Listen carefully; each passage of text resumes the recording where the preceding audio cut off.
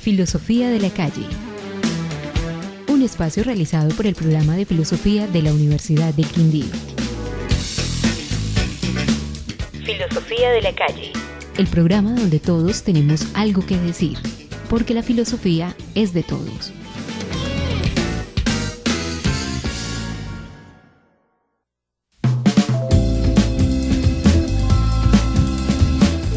Buenos días, oyentes de la UFM Estéreo. Soy Mario Martínez, profesor del programa de Filosofía de la Universidad del Quindío, y les doy la bienvenida a Filosofía de la Calle, el programa donde todos tienen algo que decir, porque la filosofía es de todos.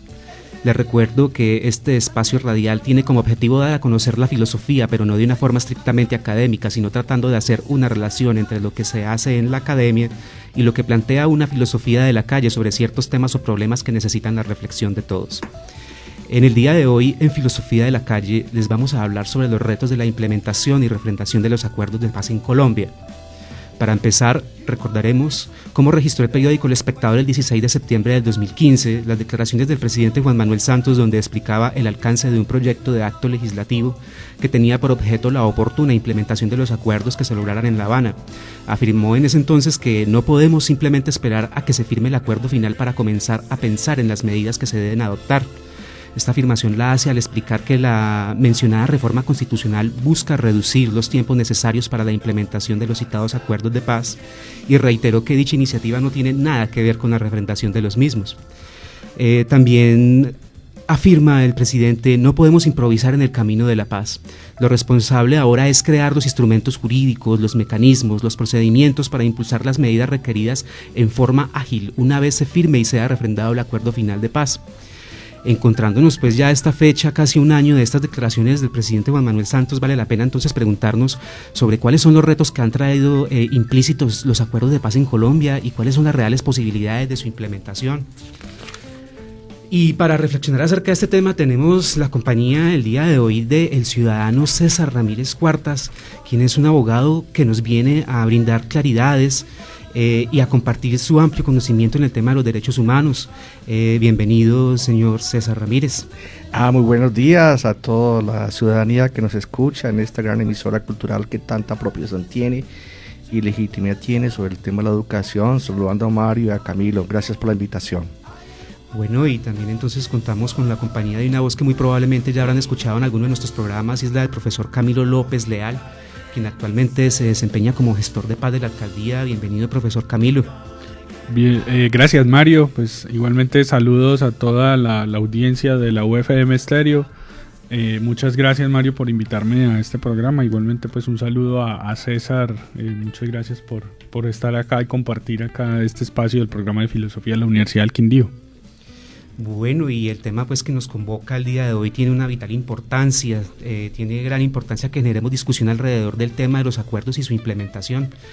Esa importancia está sobre todo marcada por los vacíos y desinformación que existe en la sociedad colombiana, pero también se requiere de la discusión para hacer visible la incertidumbre que de manera natural nos despierta la pregunta acerca de cómo hacer efectivas las acciones propuestas en los acuerdos de paz que se dan en La Habana. Esta incertidumbre de la implementación nos trae una serie de interrogantes, la mayoría de los cuales pueden ir dirigidos a la capacidad estatal para poner en marcha los acuerdos. En este momento, pues, yo quiero que hagamos un diálogo constructivo a partir de unas preguntas generadoras que nos van a motivar un poco la discusión del día de hoy, más que dar una respuesta concreta a los interrogantes que aquí vamos a plantear. Lo que queremos hacer es un ejercicio de reflexión abierto en torno a estos mismos interrogantes. Lo que queremos es dejar planteadas unas preguntas que van a quedar abiertas y que generarán elementos para la discusión. Una de ellas es, bueno, ¿se encuentra preparada la estructura del Estado para la implementación de los acuerdos? Otra de esas preguntas que de pronto nos surgen en esta incertidumbre es si existen las posibilidades reales de garantizar el ejercicio de la política a aquellos que se declaren en oposición al Estado. Digamos que una vez empecemos a implementar los acuerdos, entonces ¿cómo vamos a lograr que posiciones políticas disímiles no tengan que recurrir a la fuerza para expresar sus ideas? Digamos que es un espacio donde se van a encontrar, y es un cambio de un conflicto armado a un conflicto político, y el encontrar a estas personas, cada uno representando ideas, algunas veces bastante radicales, ¿cómo vamos a lograr que estas posiciones disímiles compartan un espacio político sin recurrir a la fuerza? En el caso, por ejemplo, del Acuerdo 1, del Acuerdo Agrario, por ejemplo, un modelo como el de las CIDRES, que para que contextualicemos un poco a la audiencia, las zonas de interés de desarrollo rural y económico y social. Sí, que un modelo como el de las CIDRES, ¿qué impactos puede traer para la implementación del Acuerdo sobre Política de Desarrollo Agrario Integral? Existen condiciones, por ejemplo, también para que las víctimas tengan participación política. Y como una de estas últimas preguntas, bueno, ¿qué nos podríamos imaginar que ocurre en un escenario donde sea el no el que gane en el referendo, que es el mecanismo de referendación que en este momento se va a implementar para los acuerdos? Bueno, pues le daríamos la palabra entonces a nuestros invitados y pensando un poco en general estas preguntas, pues escucharíamos entonces desde el conocimiento de cada uno y su rol, qué luces y qué claridades nos pueden brindar en este tema. Podemos empezar entonces con el señor Camilo. Bueno, Mario, pues este es todo un bombardeo de preguntas y que pues yo lo que añoro es que de ahora en adelante, digamos, estas sean los bombardeos que sigamos escuchando en Colombia, ¿cierto? De preguntas, de inquietudes, de carcajadas, porque pues además de tus preguntas yo quiero hoy como recordarle a la audiencia qué está pasando hoy 24 de agosto de 2016 en Colombia y en el mundo, ¿sí?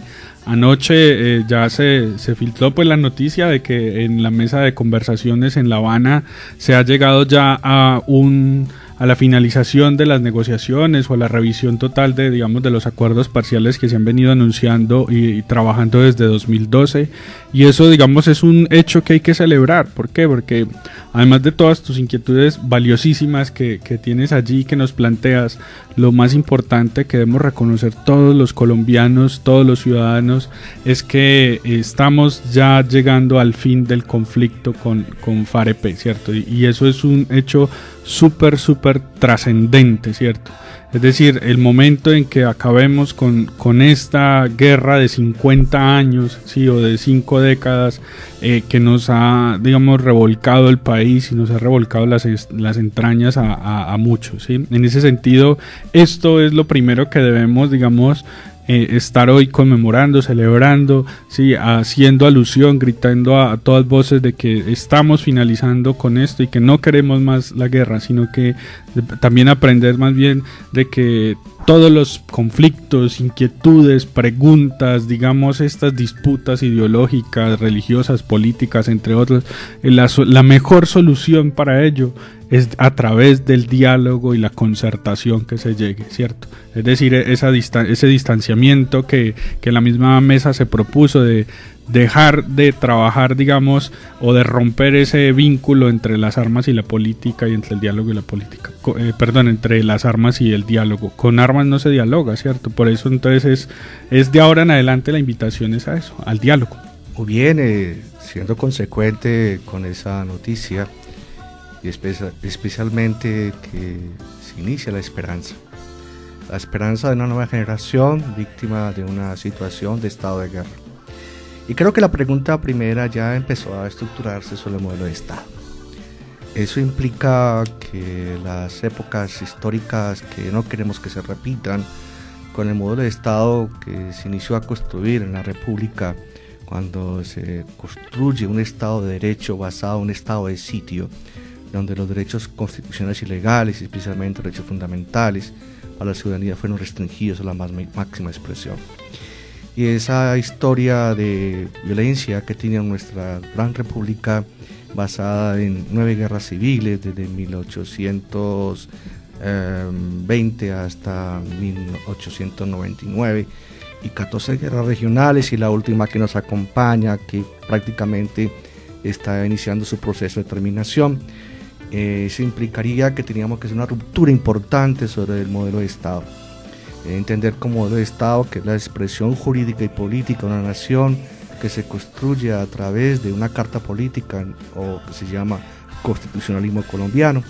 Estaríamos encontrando que la Asamblea Nacional Constituyente del 91 causó una ruptura interesantísima, y allí se preparó el modelo de Estado, se preparó el modelo de ciudadanía, y especialmente cuando se constituye en un Estado social democrático de derecho.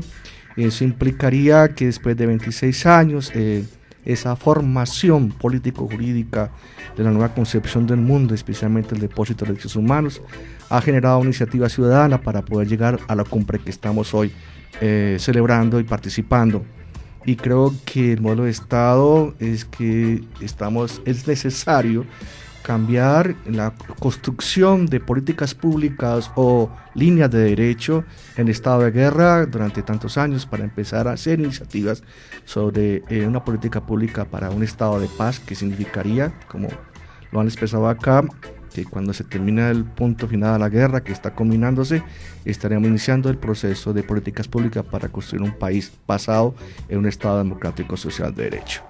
Creemos que al optar por una ofensiva final o una posición militarista o una posición violenta para transformar el mundo colombiano es la preparación inicial, la primera semilla para construir las capacidades del Estado de respuesta a este gran reto histórico. Sí, pues yo quiero, digamos, como en ese sentido, recordar algo, un documentico interesante que ofreció digamos, Humberto de la Calle, ¿cierto? Que está pues a nombre de él, sí, promovido por la Oficina del Alto Comisionado para la Paz, donde entonces nos hacía, digamos, una alusión a 15 principios para la paz, y empezaba con ello, digamos, y un principio es que es posible, y cierto, y digamos hoy podemos estar hablando de que esa posibilidad se está haciendo ese tránsito a la realidad, a ser potencia más bien en términos filosóficos, acá hablando con Mario, ¿sí? Es decir, ya digamos, es posible ponerle fin al conflicto, es cierto, y mire, esto es un hecho contundente el que estamos visibilizando hoy, y es un hecho que de alguna manera hace parte, como lo decía César, de esa construcción de Estado, ¿cierto? ¿Sí? Es decir, un Estado social, democrático, es el que se permite, digamos, a través de las negociaciones y de las conversaciones que se dan en términos de la razón, en términos, digamos, de la conversación y del diálogo. Especialmente cuando un elemento importante de la definición de Estado está la nación, está la nacionalidad, y eso intrínsecamente está dando cabida a un elemento importante y vital que es el pueblo. Y en ese modelo de reestructuración estaría el fenómeno de la cultura. Una cultura ciudadana donde se ha resistido a la guerra durante todo este proceso, una cultura ciudadana que hombres y mujeres tercos, poetas, escritores, campesinos, indígenas, de toda forma de expresión se ha resistido a que las soluciones de las diferencias del modelo económico, político, jurídico implementado durante esos años sea la vida militar. Hoy entonces hay un elemento importante para poder comprender esta nueva siembra de semillas para una nación diferente. Estaríamos en el tema de la educación, y quería recordar, así como tú tocas a los principios rectores, a Malala en su discurso, la niña Pakistán que sufrió un atentado por reivindicar el derecho a la educación de las niñas y los niños y las niñas en Pakistán. Sufrió un atentado en su integridad física y sobrevive, y más sin embargo hace resiliación, que sería volver todo a su origen para ella y no tener venganza, y reclama en su postulación final hace 2 años en un conversatorio, cuando el Premio Nobel de la Paz para ella entra a plantear que solicita al mundo: dame una maestra, dame un libro, un lápiz, un cuaderno y un niño, una niña, y transformaremos el mundo. Hoy estamos basados en que la fase central de este proceso es la educación. Claro, y estaríamos de acuerdo en ese sentido que el momento que está pasando en este momento la sociedad colombiana es histórico, y definitivamente sin el compromiso de la sociedad entera va a ser muy difícil que se hagan realidad estos acuerdos. Es el compromiso de la misma sociedad quien va a hacer posibles los acuerdos, y también pues yo pienso que se debe tener en cuenta que los acuerdos son un paso pero no la meta misma. Algunos de los acuerdos a nivel mundial hemos visto se han enfrentado a las principales dificultades, sobre todo en la etapa de la implementación implementación de los acuerdos. Y yo creo que es el reto al que nos vemos enfrentados ahorita, como por ejemplo lograr garantías para aquellos que en algún momento han hecho uso de las armas puedan ser escuchados en un espacio de participación política y realmente ser escuchados en ese espacio y sin necesidad de hacer uso de la fuerza o de las armas. Entonces, en el momento en que estas personas lleguen a la sociedad, digamos, planteada como sociedad civil y pasen todo su proceso que trae la justicia transicional planteada en ese sistema integral de verdad, justicia y reparación, entonces vamos a ver que nos vamos a enfrentar a esa serie de retos, que es brindarle las garantías, y no solamente a ellos, sino a todas las organizaciones sociales, líderes comunitarios y a todos aquellos que de pronto de alguna manera han visto amenazada su labor y su activismo social. De todas formas, yo quisiera de pronto que siguiéramos reflexionando un poco en términos de qué pasaría en caso de que gane el no en el referendo, porque es bueno de pronto hacernos imaginarios. Por lo general escuchamos reflexiones en torno al sí, y bueno, y en este momento pues ya se van a poner en marcha una serie de campañas, tal vez unas por el sí, otras por el no, pero en el caso de que veamos en un escenario donde sea el no el que gane en este referendo, ¿qué podríamos? Este plebiscito, que es el mecanismo de referendación, en caso de que gane el no, bueno, ¿qué veríamos en ese escenario? Ahí hay que hacer un corte. El corte es significativo en que hay una victoria muy interesante, de una ruptura histórica de participación. Recordad que en los 200 años de la República, declarada desde la época de la gesta emancipadora contra el régimen monárquico y colonialista del siglo XIX hasta la Carta del 91, pues connotamos que en Colombia ha habido una tesis de modelo de poder, de presidencialista, y se ha expresado que esa democracia ha sido a través de la vía electoral. Pero más sin embargo, los temas de trascendencia nacional no se ha consultado o no se le ha solicitado al pueblo colombiano para que trace una línea de la dimensión de la política actual, el que ha sido elegido por el constituyente primario, que es el pueblo, por vía electoral, tome una decisión para poder decir qué timón o qué carta de navegación se requiere. Y por eso es que la Asamblea Nacional Constituyente logró traer consigo ese constituyente primario para narrar una carta de navegación, que es la carta política.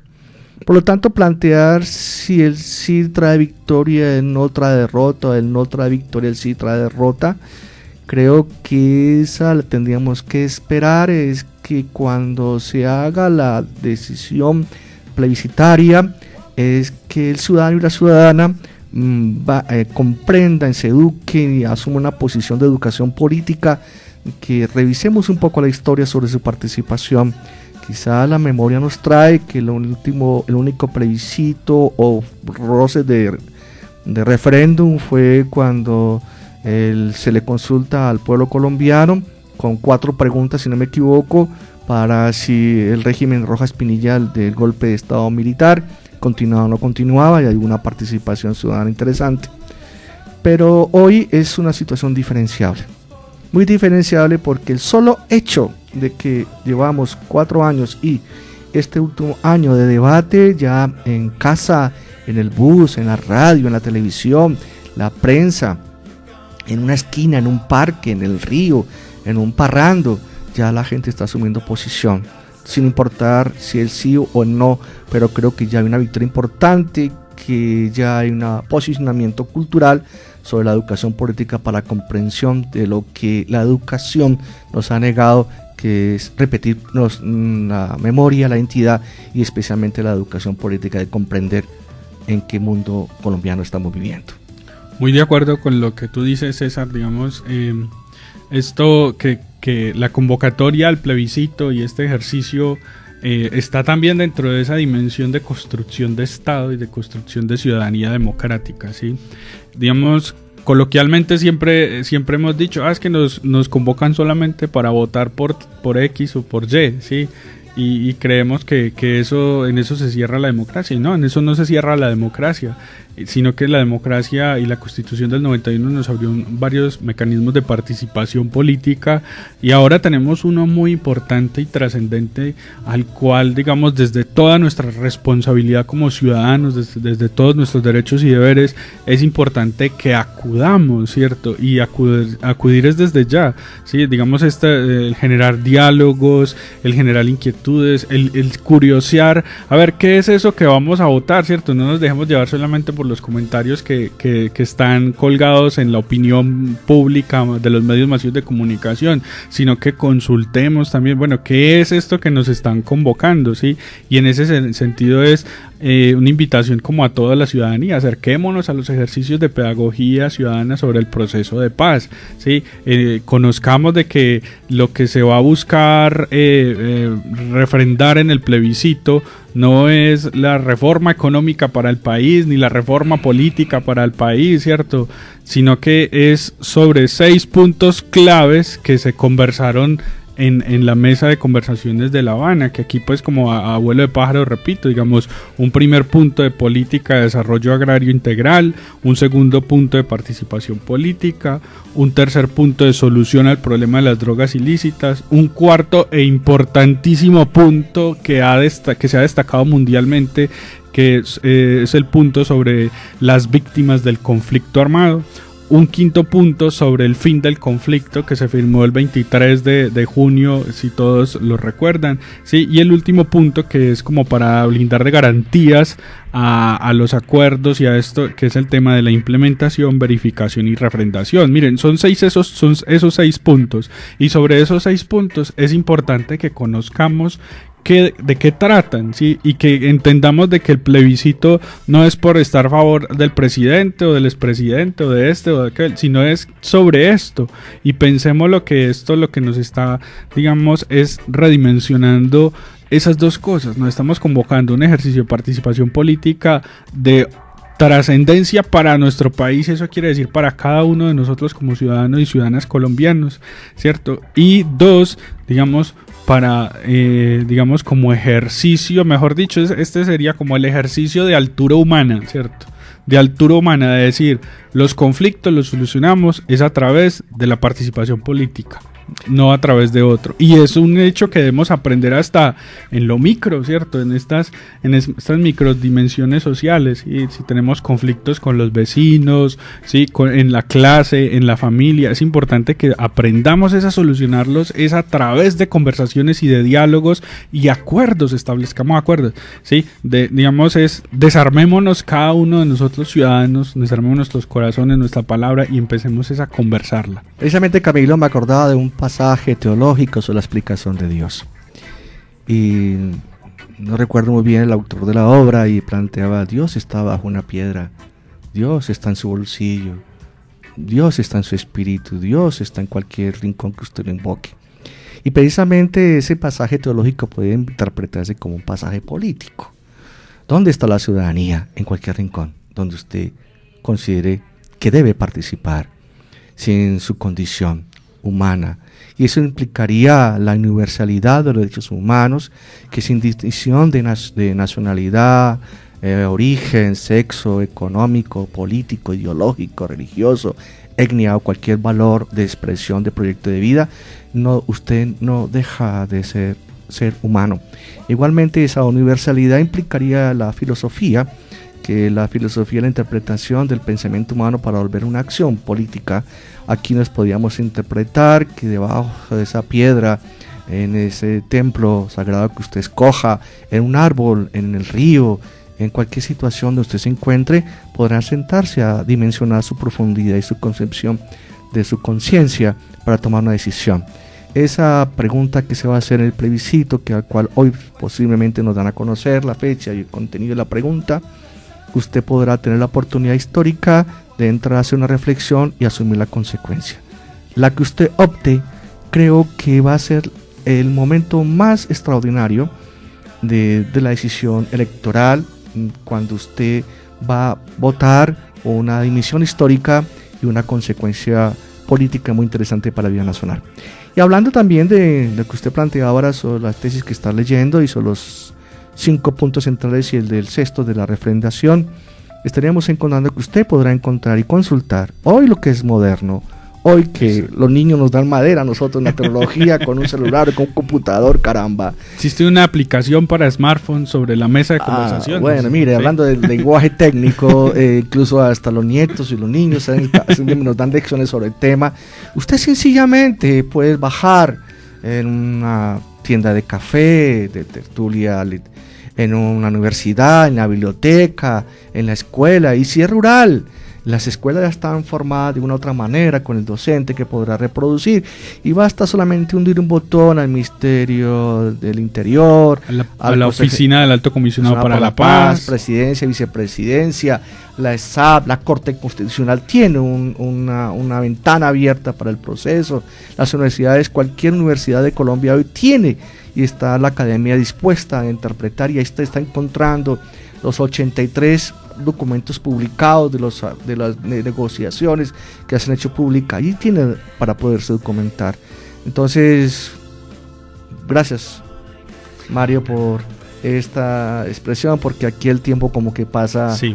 Eso es como el poema de Pablo Neruda, es tan largo, es tan corto el amor, pero tan largo el olvido. Muy bien. Sí, pues ahí sí, en ese sentido, como que invitar nuevamente a todos, digamos, a través de las tecnologías y los dispositivos digitales y el computador podemos obtener más información. Igualmente, una invitación, digamos, a partir de este viernes, los puntos Vive Digital de la ciudad de Armenia se van a convertir en puntos de paz. La idea es, en esos puntos Vive Digital, los viernes se creó un programa que se llama Viernes de Paz, y es conversar sobre digamos, cómo construimos colectivamente la paz, y hacer un poco de pedagogía por la paz usando herramientas digitales. Bueno, claro, y pues aquí tenemos, amable audiencia, entonces las reflexiones en torno a este tema, que yo creo que tiene que ver con cada uno, muy incluso en su intimidad, en su introspección, en el análisis de su contexto, quien va a tomar una decisión histórica donde podemos narrarnos y encontrar nuevas formas de narrarnos, de narrar nuestra historia y de decir qué nos ha ocurrido. Bueno, entonces despedimos al ciudadano César Ramírez, abogado, y al profesor Camilo López. Muchísimas gracias entonces por habernos acompañado en el programa el día de hoy para discutir sobre el tema de estos retos de la implementación y refrendación de los acuerdos de paz en Colombia. Es muy probable entonces que nos encontremos en otra oportunidad. Bienaventurados todas y todas que hoy han sobrevivido a la guerra y que de otra manera se transformen en sujetos políticos de Estado. Muchas gracias a Filosofía de la Calle, especialmente a Mario y Camilo, y especialmente a la asesora de este programa que está al frente de nosotros, que hace una grata Control compañía. Master.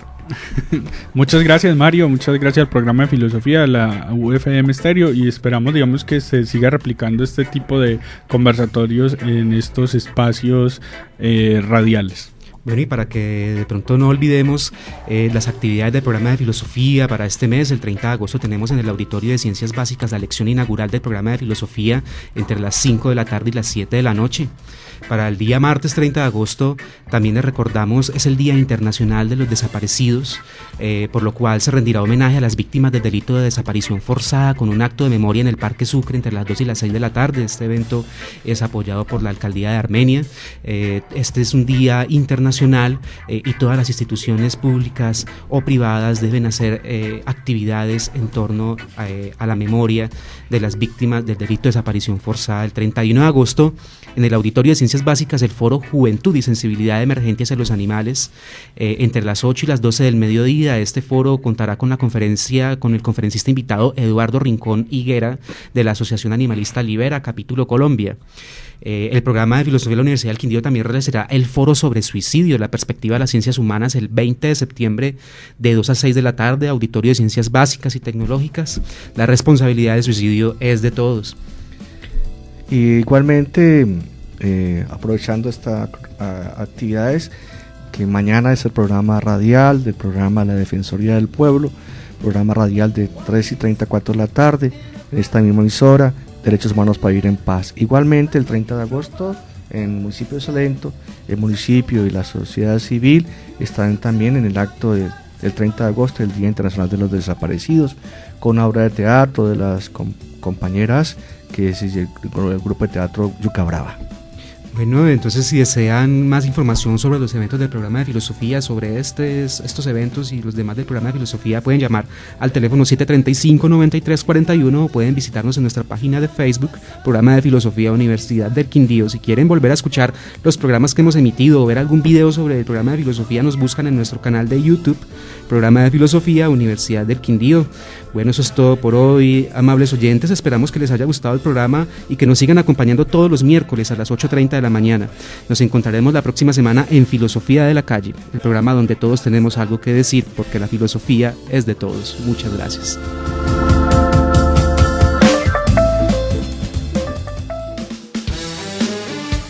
Filosofía de la Calle, un espacio realizado por el programa de filosofía de la Universidad del Quindío.